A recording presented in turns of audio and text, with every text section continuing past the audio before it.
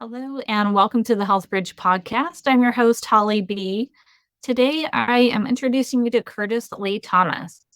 He is a distinguished corporate mindfulness trainer and influential public speaker with a track record of working with Fortune 500 companies and prestigious organizations like Nike, NASA, and the Capital Group, which manages over $2.3 trillion in assets. As the board chair of the Just Breathe Foundation, he partners with leading global brands, elite athletes, and celebrities to address the pressing mental health challenges affecting communities and workplaces. Curtis developed the Breathwork Detox method, which gained national recognition on the Today Show and was named the top employee well-being provider of 2023 by HR Magazine. He has also been honored as the 2024 Entrepreneur of the Year by Best Holistic Life magazine. He is also a #1 international best-selling author. His books include The World is Yours, The Secret Behind the Secret, and How to Thrive in the Age of Anxiety. So I guess I was feeling a little spunky when we started this conversation. We went to a few different areas that I don't normally bring up in my podcast, but Kurtis handled it very well, and I'm sure you'll enjoy that.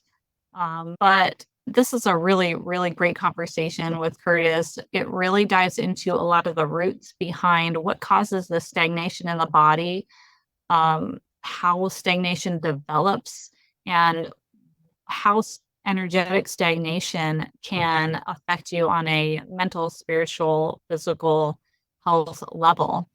So we talk all about Kurtis's history with his health, with his anxiety, things that he really struggled with hardcore for years, and how learning a breathwork technique actually changed everything for him after trying so many different modalities to try to find some level of relief and healing for himself. This was the thing that did it.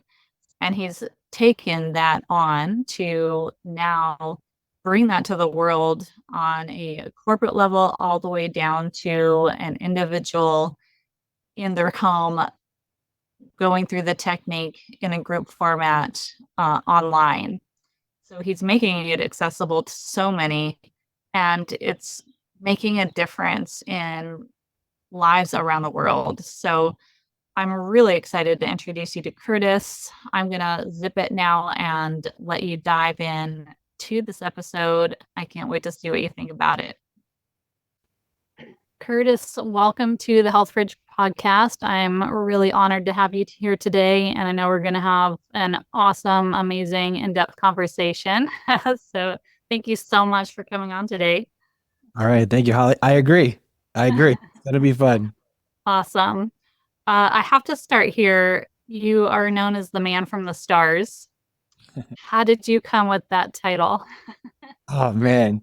It was kind of in my spiritual awakening when I started going deep down the rabbit hole of all types of conspiracies and UFO shows and whistleblowers and all these things. And it led me to just opening me up to a whole new world. And I started becoming infatuated, started researching, and, man from the stars. I don't think, I have this saying that Earth isn't our home, it's our mission. And I love that. infinite planets out there and like universes, people really don't have any clue. And what science is telling us, isn't the full truth. I'll just say that. And this world and this universe is far more interesting and inspiring than we've been led to believe. And, I believe, a lot of us come from other places and, we're here on a mission, and we went deep on the first question. I'm all about going there, which actually brings me to kind of the next thing is I saw on your website that your motto for life is question everything. And it sounds like you were already on that path prior to the last few years of craziness with COVID and crazy science and, lots of claims coming out of the woodworks for better or worse.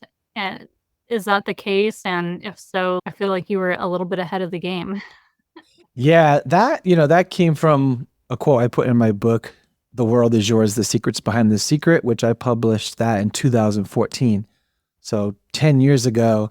And that was, again, my spiritual awakening when I realized, everything that I thought was true was false. And everything I thought was false was actually real. And my world got turned upside down, but really it got turned right side up. And, the motto is question everything. Don't believe the status quo. Don't believe the narrative.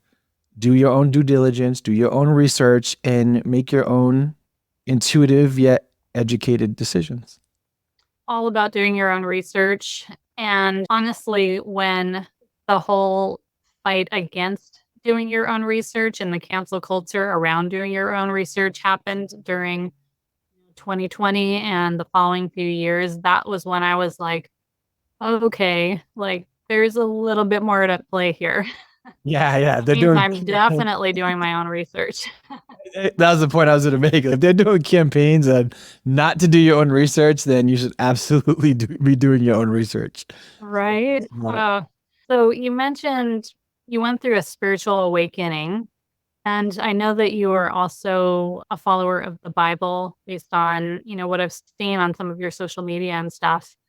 I've never really gone into spirituality and God conversation on my podcast before, but if you're open to it, I'm curious if you see spirituality and the Bible as the same thing or if they butt heads, because there's the big spiritual community and there's the Christian community, and sometimes they don't go hand in hand. So I'm actually really curious what your, personal take is on that. You're about to get me canceled before we even get into the podcast. Jesus. Oh my goodness. Let's talk about politics and religion. So I'll give my answer because it's who I am. It's what I stand in my truth.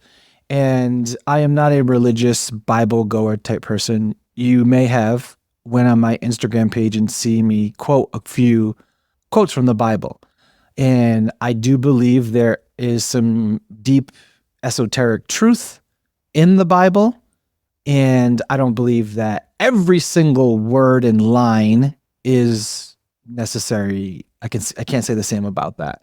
I use my own discernment and what I feel is beneficial to humanity and myself and resonates with my soul. I share that.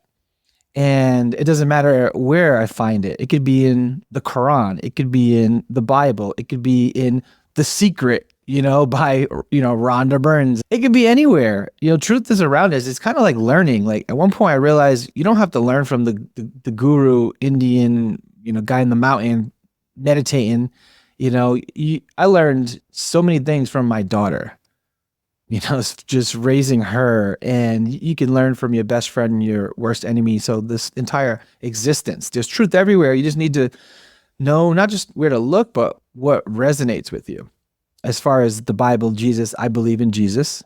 I believe in the ascended masters, and I believe I had a personal experience with Jesus. So nobody can tell me otherwise. But yet, if you look at my arm, I have a tattoo of Buddha on my bicep right there. And then I have Chinese, yin yang over here. So, I believe there's truth in everything. And I'm very much open. I can call it spirituality. That's what a lot of people are coining it as, is spirituality. And, I just like to base it. I heard somebody say, I don't remember what they said, I'll probably botch it up, but they said, religion is, when you're basing your truths on someone else's experiences.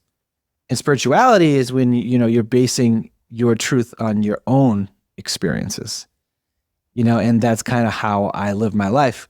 And I don't think anyone's wrong. And I don't think anyone's all right. I think there's truths and bits and pieces to all of it. Like everybody in every religion, they all have a piece to the puzzle. And if they all put their pieces to the puzzle on the floor, and actually played together, we would be able to see the bigger picture. And that's how I look at it. Appreciate you sharing that. I know that's kind of a hot button topic. But I'll say for me, like in my own, health experience and healing process, I got to a point where I was depressed, not clinically, but just not happy with where my life was going. I didn't have a vision for my future. I was stuck in this, you know, not diagnosed, but kind of chronic health experience of like just feeling sick and tired all the time. And I realized that I was missing something bigger in my life, and spirituality was a part of that. So, Mm. of course, as soon as I acknowledged that, literally on my Facebook feed, a spiritual speaker popped up and was going to be speaking in town. And so I was like, I feel like I need to go to that. And I've followed him for years and I've learned so much in that spiritual space of mindset. Yeah. It really was like a course, like a one-on-one course on mindset and how to change your life by changing your thoughts. Hmm. Who was the person? Jacob Glass Okay, is good. amazing. Yeah. I did a podcast with him. I'll send it to you. Excellent. Yeah. Yeah. So, you know, we started in an interesting place. Let's just keep rolling. Since we're talking about mindset, I feel like that ties into energy and energy stagnation. And with your work with breath work, you talk about like the detox effects of breath work. And for me, in a holistic standpoint, looking at chronic illness, I see energy stagnation as being like becoming toxic in the body. When energy doesn't move, it becomes kind of toxic, and that can affect your physical body. It can affect your mind. It can affect your spirit in a huge way. And can you kind of dive into that whole realm of like, what's that concept? What is stuck energy? What does that mean to somebody that is kind of new to that idea? Yeah, that's the best question. Because if you can understand this, you'll really understand how the body and the healing to the body really affects the quality of life. Okay. So, first of all, the body keeps score, right? We've heard that term before. And the body is a living library for experiences. So, the body tends to hold on to the past, and the mind tends to always think in the future. So, it's in the soul wants to be present. But what happens over our course of our lifetime is that we experience trauma. Now, the trauma that we experience as children is different than the trauma that we experience as adults, but it is still trauma. Not getting picked and being the last one for volleyball or dodgeball, that's traumatic. Me. Okay, that's traumatic for a kid. Right now we don't care, but as a kid, yeah, and like getting pushed off the swing from the bully and hitting, boom, that's trauma. And one of my, really good friends, he's been with Tony Robbins for 12 years. We created masterminds together. And one day he said something that, it really hit me. He goes, as we get older, we need to redefine our definition, of pain. And then I was like, wow, yeah, that's so true. We have to redefine our definition of pain. What we thought was kind of painful as children is different. And as adults, it changes relationships or emotions and whatnot. So now what happens when we have that trauma and it's in our body and we haven't able to release it? It causes stagnation of energy. Now, it's not just us in the Western world talking about this. In the Eastern world, they say all disease stems from the stagnation, of damp chi, stagnant chi, because when it's not moving, you have to look at energy is like water, right? It needs to move. And what happens when water doesn't move? And you see in a pond or whatever, the water sits, and then all of a sudden it starts growing this mold and this junk, and then all of a sudden it starts attracting these insects, and then all of a sudden you have this mucky, smelly, nasty pond that came from beautiful water. And that's what happens when it doesn't move. So when we don't have energy that's moving in our body from an emotional injury, a physical injury, and usually they're connected, that begins to create just junk and gunk in your body, and it starts to wreak havoc on your nervous system. So let's just say you have this stagnant energy. Now you hear people say, maybe in manifestation or maybe in love, they'll say, I don't know, I have a block, right? I don't, I feel blocked. It's like they know what they want. They even know what to do, but they don't do what they know. And it's like, and no matter what they do, then they're either manifesting the same things over and over again. Well, this block, this mental block or emotional block or spiritual block, I don't care what you want to call it. It's a block and it's a block. It actually is in the body. Your body is your manifesting instrument. I'm going to say it again. Your body is your manifesting instrument. They all have to be working together. And the stronger your body, the stronger the frequency that you're able to emit. And that's mind, body, emotions, all these things together. Now, so when the body has this block, in it, how do you remove it? I think that's what we want to get to. Okay, yeah, I have a block. And you're saying I have it in my body. It could be a pain. It could be this. Well, how do I remove it? And that's where my journey came in. And my first book, The World Is Yours, The Secrets Behind the Secret, is all about the laws of the universe and manifesting. And it wasn't until like years later, I realized the most important thing about manifesting, I didn't put in the book because I didn't know. And that is the detox. Now, I'm not just talking about a physical detox. I'm talking about mental, physical, emotional, spiritual detox, because what I learned is that in order to let in, you have to let go. You have to create that space. So you have to look at the things that you're manifesting, look at that energetic space as a runway at an airport. If there's something on that runway, right, the air traffic controller is not going to allow you to land or take off. And then if you're already in the air and you're trying to land, then you're just going in circles, right? They're like, okay, keep going until it's cleared. So a lot of people feel like they're going in circles. So being able to release, you have to release and let go before you can let in. And the people just like, they want to manifest, they want to get this, they want to get that, they want to get, manifest this love or this job or whatever. But really what they need to do is let go before they can. And, it all ties into what we're going back to, these blockages, because what's actually blocked? Okay. So let me give this analogy. Actually, no. Okay. Blood. Everyone knows we have blood in the body. We all have blood in the body. How do you know? You can actually cut yourself open and you'll see it. But how is the blood distributed? The blood is distributed through veins and artery, and you can actually see them in the body anatomically. Now, I think we could all agree that we have energy. Science has proved we have more energy. We're made up of more energy than matter, right? And we have energy. We all feel there's an energy. People, that's good energy, bad energy, good vibes, bad vibes. I don't like that person, I like that person. It's all energy. Hey, I just wanted to jump in here and interrupt the program for just a hot minute. You know that I'm so passionate about this podcast, but what I'm also really passionate about is helping women with lupus minimize their symptoms, boost their energy so that they can indulge in life again. So if you are a woman who is struggling with lupus, who is sick and tired of being sick and tired, who's struggling to manage your flares, if you're finding that your lupus symptoms are just really getting in the way of you being able to live your life the way you want to, I feel you. I've been there myself and I felt the same way. And what I've found is that there are a certain set of health fundamentals that once applied will support you in your foundational health.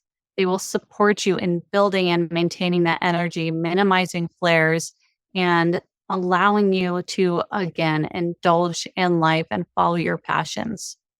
So if that is something that you are interested in creating for yourself, let's jump on a call together. I will walk you through the process that I use with my clients to get them from sick and tired to strong foundation of health by implementing my Health Bridge protocol. If this is something you're interested in chatting more about, I would love to talk to you. Apply for a free clarity call with me, and I look forward to getting to know you soon. And now back to the episode. So, okay, if we all agree that we have energy, how is that energy distributed throughout the body?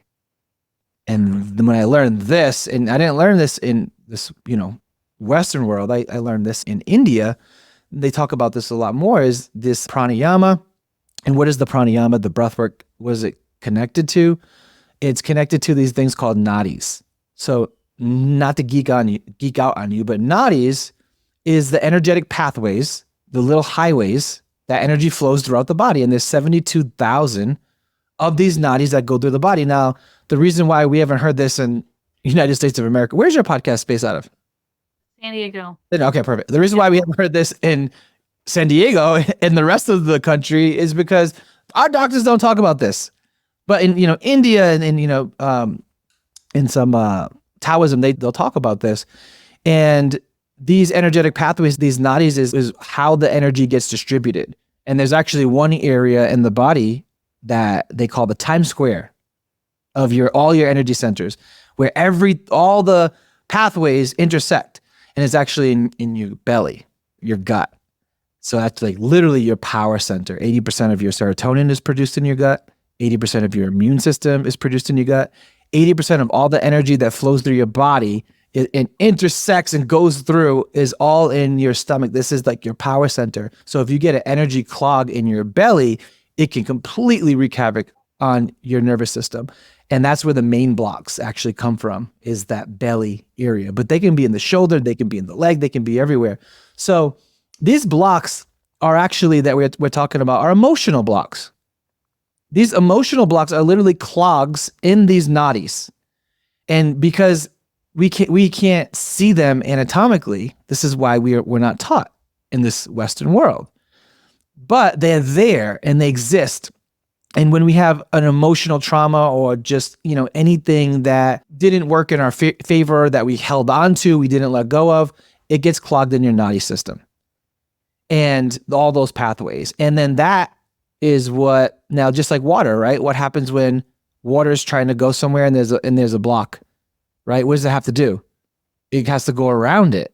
The same thing happens with energy. If energy can't go through and there's an energetic block, hence that's the whole thing we're talking about, it has to go in another direction. And if the energy goes somewhere it's not supposed to, that's where you feel anxiety. That's where you feel uncomfortable in your own skin. So many years I felt so uncomfortable in my own skin that I just actually felt normal until I actually felt comfortable in my skin. I was like, oh my God, that's not your default? There's a better way? Oh my God. And this is discovery.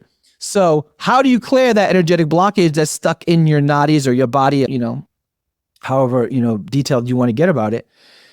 I've tried many, many, many, many, many, many things. And the one thing that is the most effective for clearing your energetic system and removing emotional and energetic blocks is breath work. Your breath is connected to all 72,000 nadis. It's the only part of the system that's connected to all these. This is why this is what the yogis were talking about. The breath and all these different, techniques that they show, they're connected to different pathways, energetic pathways that clear out certain emotions in different parts of the body. And it gets really intricate. And, there's many different techniques. But what I do is I want to bring this to our world, right? To modern world. And I distilled them down just into a few, with the most powerful and potent one being the one that I created, which is a combination of all these modalities and teachings that I learned from here in India and Tibet and all these places. And that is Breathwork Detox. And that is the one that I feel not just changed my life, but saved my life. What you were talking before about, in order to manifest, we need to detox and let go of things. I learned that as an energetic principle called the vacuum principle. It's like, in order to allow new things to come in, you have to release some of the old and the clutter, essentially. So that's what you're helping people do through this breath work, is you're helping people let go of that old stuck energy or those patterns that they've been stuck in, where you're talking about circling around the runway but not being able to land. Like, why are we repeating the same patterns over and over in our lives? That's the kind of stuff that you're helping people work through, correct? Correct. And the whole manifestation part of it and all that wasn't how I found this. It was actually due chronic pain and suffering. So I had a stomach condition that doctors couldn't diagnose me, never mind heal me. And it was so bad. I did every test you can imagine, colonoscopies, endoscopies. I swallowed like 3 pill cameras because I was convinced like there was something in my belly, and I don't know if it was parasites or a tumor, or I didn't know what it was, but this went on for 5 years. And it was so bad. And maybe I'm pretty sure because the type of podcast you have, somebody's going to understand the point I was at. I was actually wishing and hoping that they would come back and say, Kurtis, you have stage this cancer, because I was going insane trying to diagnose myself and figure out what was wrong with me, because they didn't say anything was wrong with me, and something was definitely wrong. So I was suffering severely. And just to kind of give you a snapshot of how bad it was, I think it was the second or third time that I checked myself into. At the time I was in LA and I went to Los Angeles County Hospital. And the third time I checked myself in and I said, okay, you can cut my stomach open in surgery. I'll sign the waiver. I need to know what's going on in there. Like, enough is enough. And thank God he didn't allow me to do that, because it was only like a couple weeks afterwards I discovered this technique. And I went into this very specific diaphragmatic breathing technique for a very specific amount of time. And while I was in this, I was breathing, and then all of a sudden, I was next to, mind you, I'm in LA at this time. I was next to an NFL player who played for like the Rams. He was like this big 6'5", huge jack dude sitting next to me. And I remember there was this little tiny girl. This was a lady. She was a lady, but she weighed like 90 pounds soaking wet. And I was in between them. And then the girl starts crying. And I'm like, oh, wow, like, why is she crying? I wonder what messed up stuff happened to her life, or she broke up with her boyfriend. I don't know. And then we're doing the breathing. And next thing you know, the big, giant 6'5" NFL dude, he starts crying. And then I'm sitting there breathing, and I'm like, wait, why the heck is everybody? And before I could even finish the thought, I started crying in this room full of people crying. And that night, I floated home. I felt, euphoric. And that night I eradicated my stomach condition, because what was happening, and the person who actually put me on to breathwork was actually, I had a Taoist tummy massager, and she specialized in something called CNT. If you're in California, you can look her up. Her name's Janica, CNT. And she actually was feeling my belly, and she goes, wow, Kurtis, she goes, your wind gate is blocked. And I'm like, okay, what is a wind gate? And she says, it's the area right behind your belly button where all the energy comes in your body and all the energy exits. And she goes, and yours isn't doing either. And that's what was causing all of this backup, and just my mental health was crashing, everything. I was losing weight. I literally went down to 142 pounds. I'm about 190 healthy right now. And all these things were happening. And, I think for me as a man, watching that guy cry like that gave me subconscious or inadvertent permission to release and let go. And what I learned after, I wrote a book on this, many years of research, and I've studied with gurus in India, is that this technique, it's connected to all those pathways that causes those blockages. And when you start to pump the oxygen through those pathways, those blockages come out in the 4 tears. It just comes out. And that was it was the biggest, ugliest cry that I did. And it was the most liberating. And I just felt so buoyant and free. And literally my life changed after that in one session. Now, keep in mind, I was already certified life coach, certified NLP practitioner, Reiki master, hypnotherapist. I've collected certifications. And one silly little breathing technique, one session, one night, did what none of these modalities can do, including I went to the jungles of Peru and drank ayahuasca with my mother. We did that 14 times. So I tried everything. I was desperate, not just desperate, really desperate. And this breathing technique is what did it for me. And I couldn't believe it. I couldn't wrap my mind around it until it just became a fact. And then I said, you know what? I am dropping everything that I'm doing. I was a serial entrepreneur. I had all these businesses, and I dropped everything. And I said, I'm teaching this full time. And now I actually train students to go out there and teach this modality. done one big breathwork session.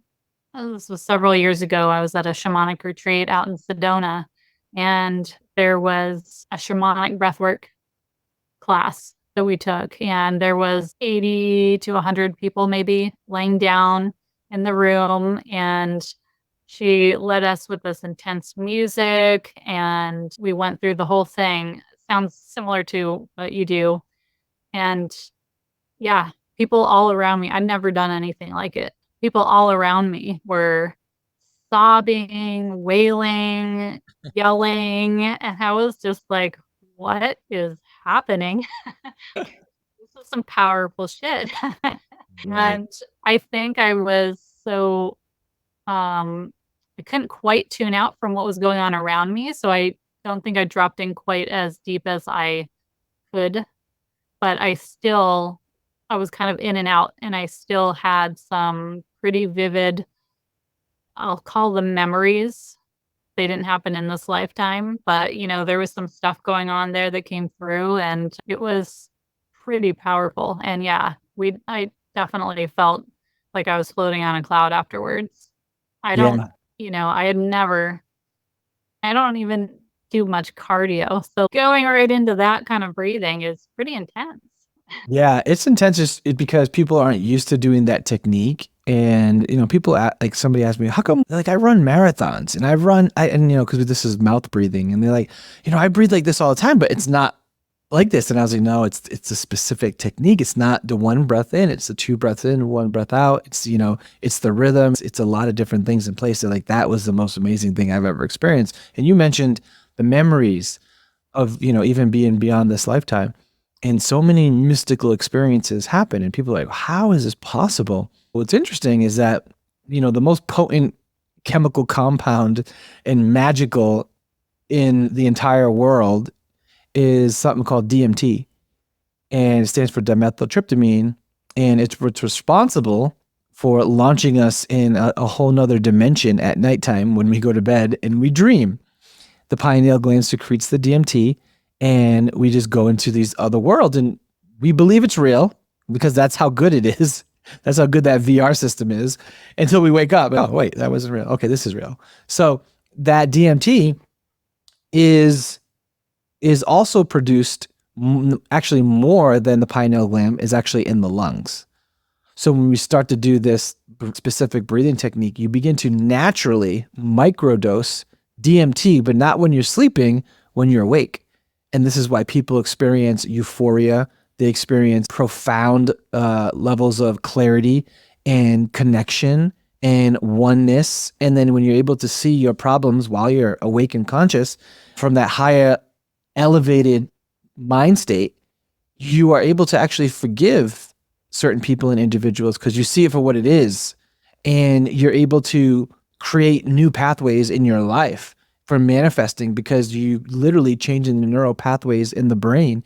And I love what, I think it was Einstein that said that you can't solve a problem with the same level of thinking that created it.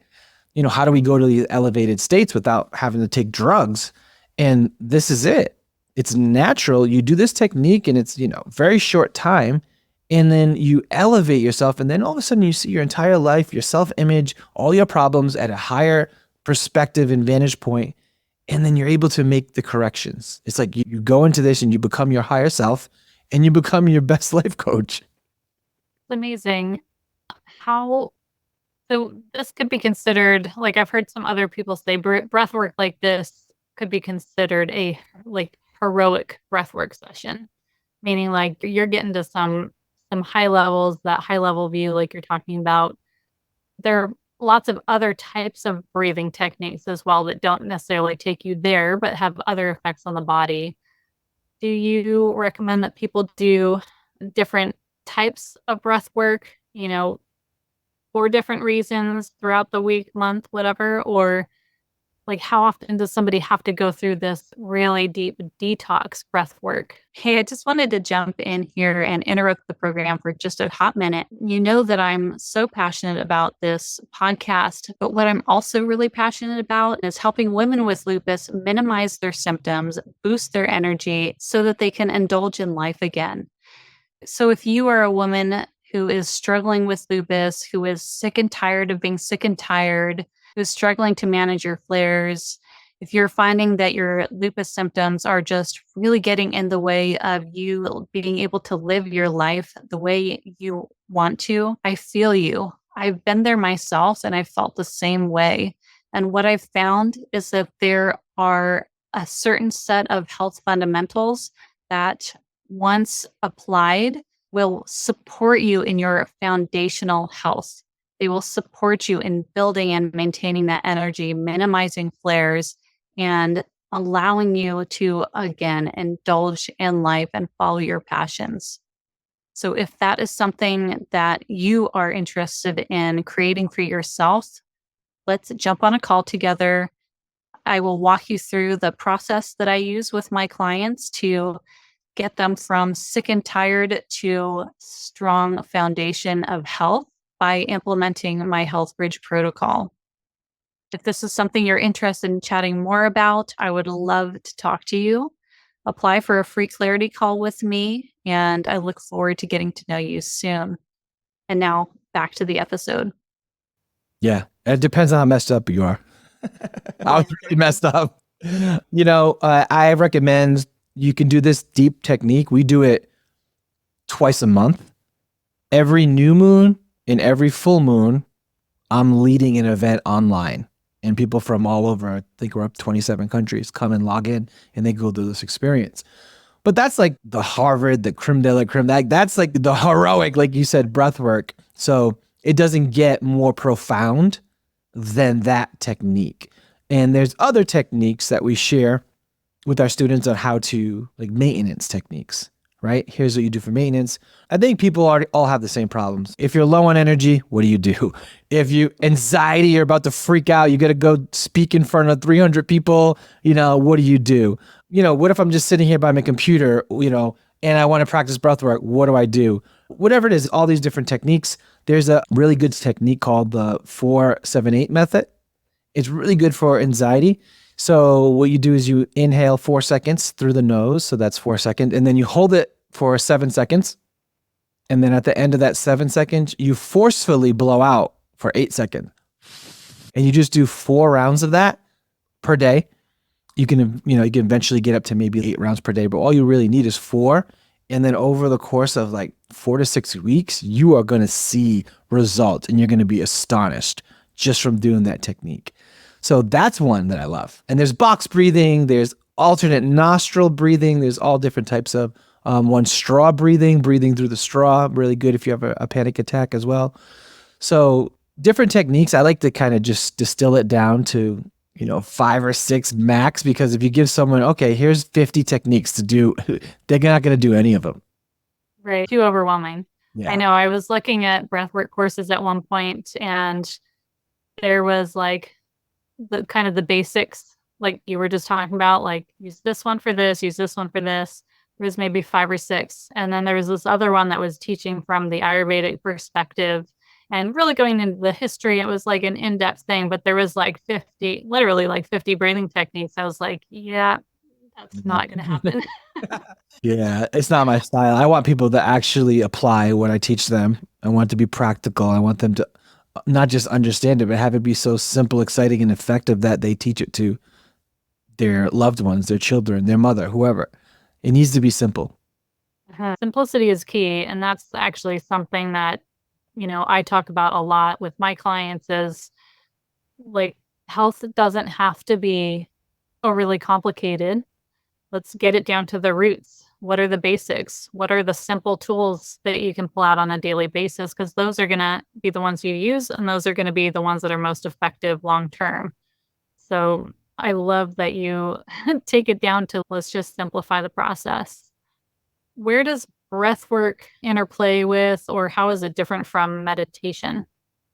Yeah, so it's interesting. My answer is that I believe meditation is an advanced practice because statistically speaking, and I'm sure we can all agree to this, the world is stressed out. The majority of people are stressed.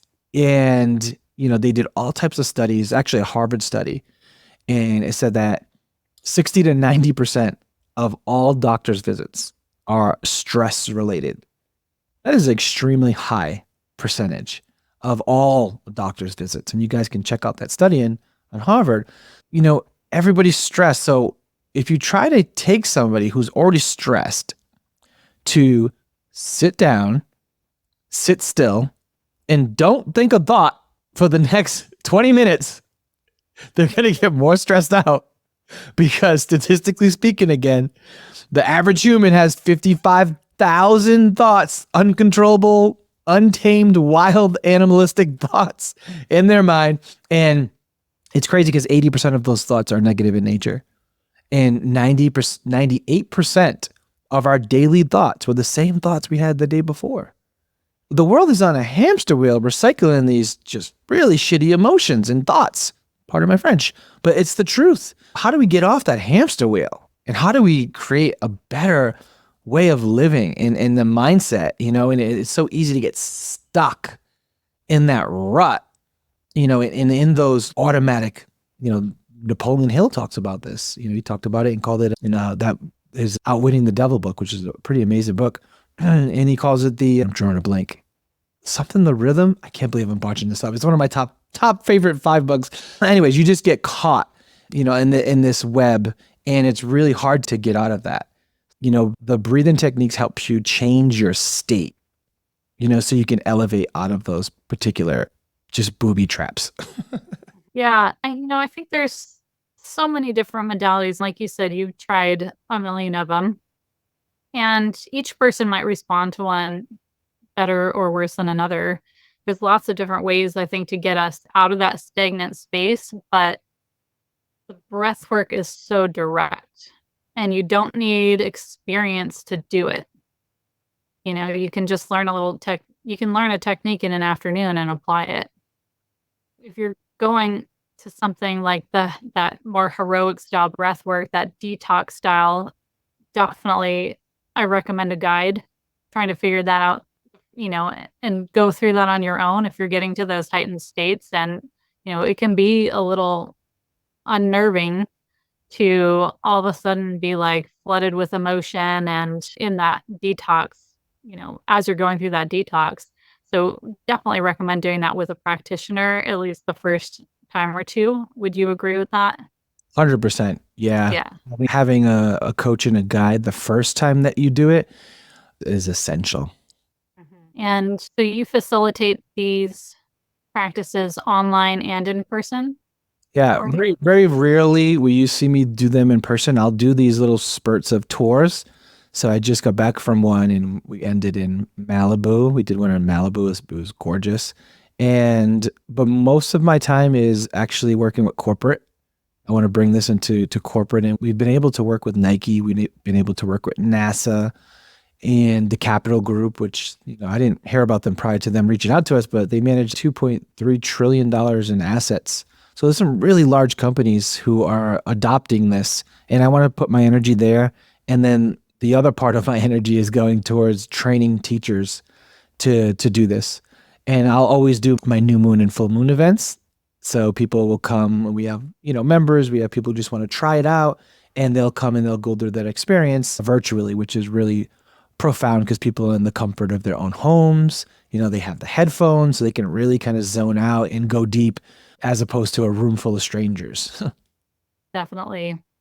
So just to bring this back one last time to that stagnant energy, and to just hit this home again for our listeners, energy, sure, is something that you can't necessarily see, but we're all aware that it exists. Again, like that walking into the room and that sense of like something just happened in here, or I really like that person before you've even talked.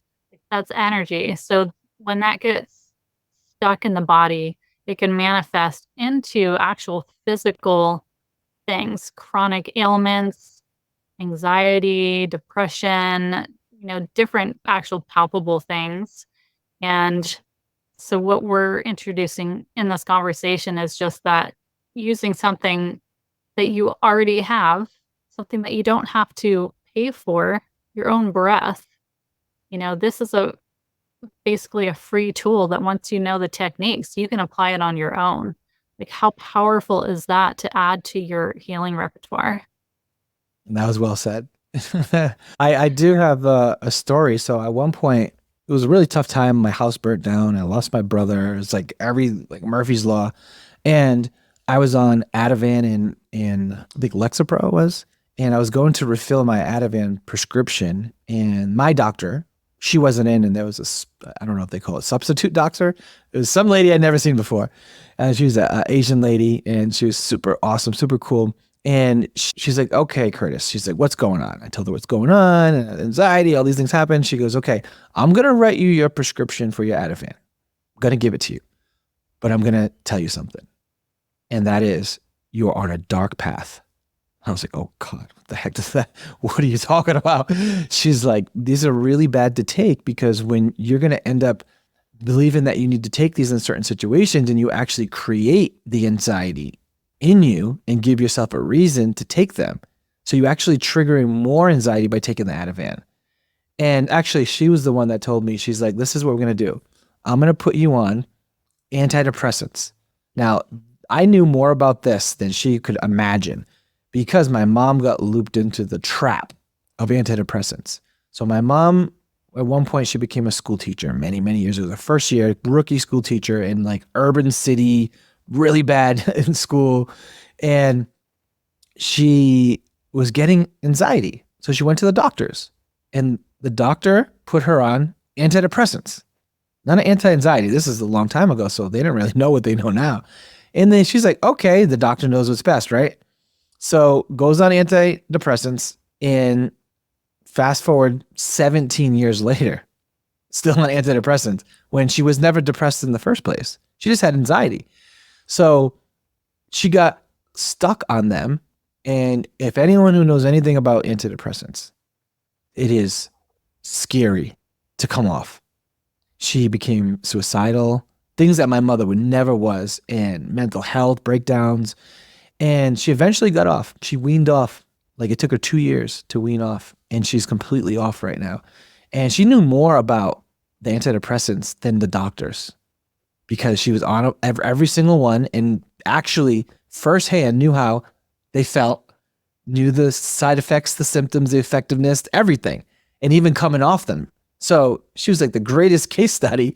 And I learned a lot from that. So when this doctor had told me, that I should go on antidepressants, and then I was like, no. But the doctor said that only go on for 3 months until my system gets regulated because there's a lot of messed up things that happened. And she goes, now, I go, are they going to heal the panic attack? She said, no. They're going to cut off your highs and your lows. You're just going to stay in the beginning as far as your mood. However, if you have a panic attack, you have the Ativan, but don't take it because I'm going to give you a technique that's going to cure your anxiety attacks. And she taught me, this is the first time breathwork has ever been mentioned to me. She taught me straw breathing. And she said, I want you to imagine that you have a straw in your mouth. And when you feel that panic attack come on, she goes, put your lips like this, just like you're sucking through a straw or like a little fishy kiss.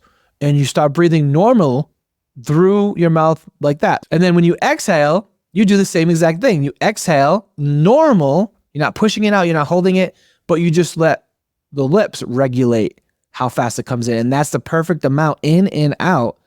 And I remember one time, this is how bad my anxiety attacks were. Remember my house burnt down. I was living in my mom's basement and I had a panic attack 3 a.m. from a dead sleep. And I woke up and I had a bell by my desk, by my bed, that I would grab it and ring it vigorously if I was having a panic attack so my mother upstairs could hear it and come down, because when you're having a panic attack, you can't talk. You can't scream.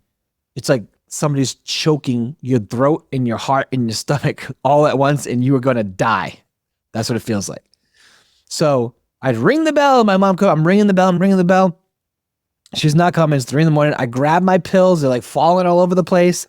And I'm about to throw, and I was taking 3 at a time, which you're only supposed to take 1 milligram. I was taking 3. And then I literally heard this lady's voice in my head. I kid you not. You're on a dark path.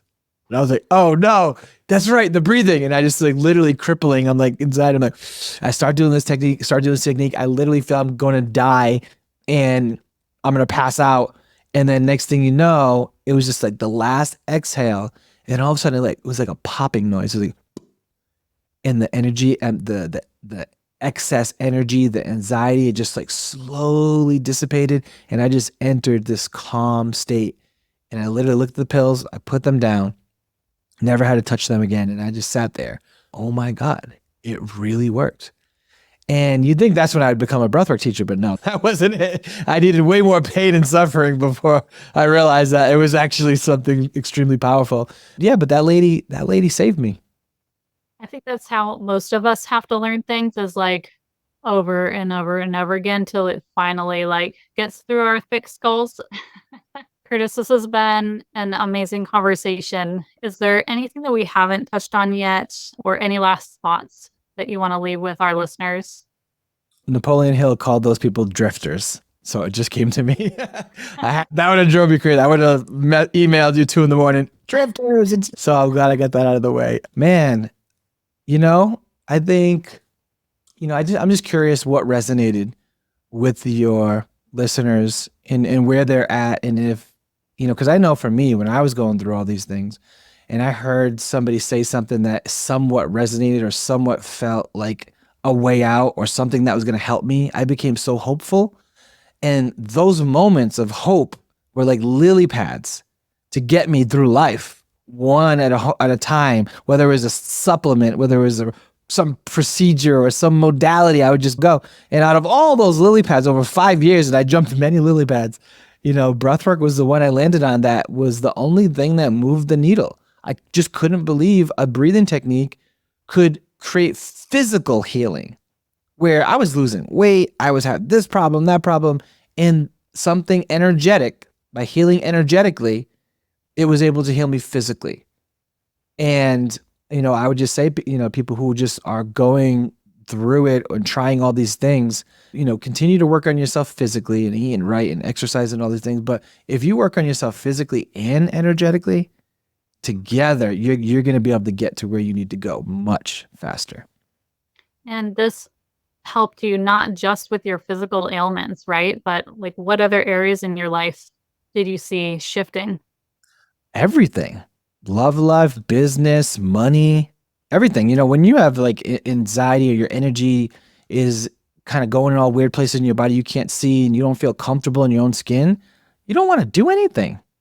You're not productive. I was so unproductive. I remember like having to go to the grocery store and go to whatever, the laundromat. It was like a whole day's project. That's how stressed I was, that it was just my limit. I was so limited in my mindset that everything was a big deal. And then, now I'm so productive. Like woke up, what was it? 5 o'clock this morning, jumping in a cold plunge. Like I'm a whole different person. And, it's just a matter of, it's all mindset in capabilities, and it's all tied.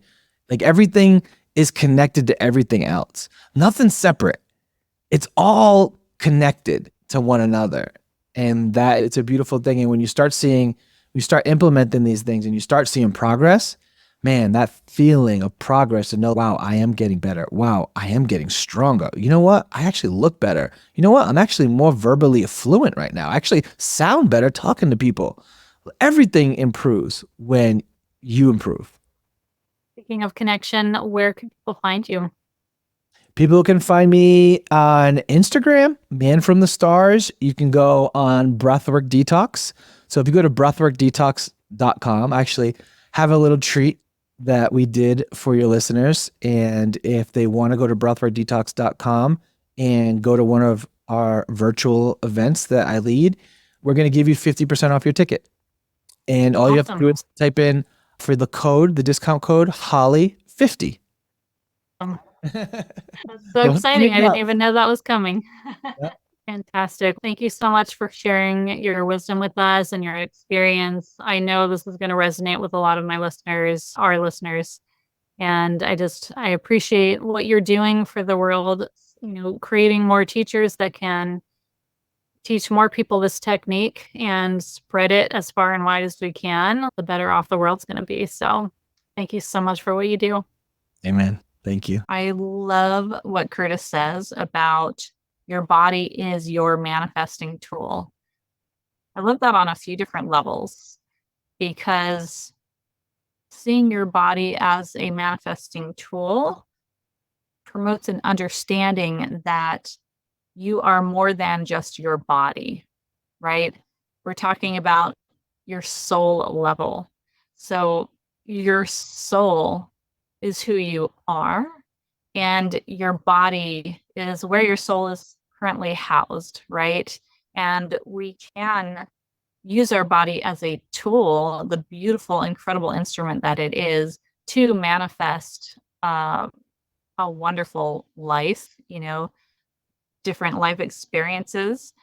And we can only be very successful in manifestation when we are, well, A, aware of what we're manifesting, but B, when we can learn to move the different traumas and stagnations and energy blockages that we've built up in the body, when we can learn to move and shift those things to create better flow and thus manifestation. So I would really love to know what you thought of this episode. And please tell me if you're going to take advantage of Kurtis's generous offer of 50% off of one of his full moon or new moon practices. I hope that I see you there and we can share our experiences together. So take advantage of that. Find all of Kurtis's information in the show notes. Check out his books. He has so much to share with the world. And I hope that this has given you another perspective on something that you can do to shift your experience that you're going through right now. Thank you so much for listening to this podcast. It would mean the world to me if you would send this episode, share it with one person that you think would benefit from it. The more we can spread the good news about all the different healing techniques there are out there, the more we can heal the world. So thank you again for listening, and we'll see you on the next episode of the Health Bridge podcast.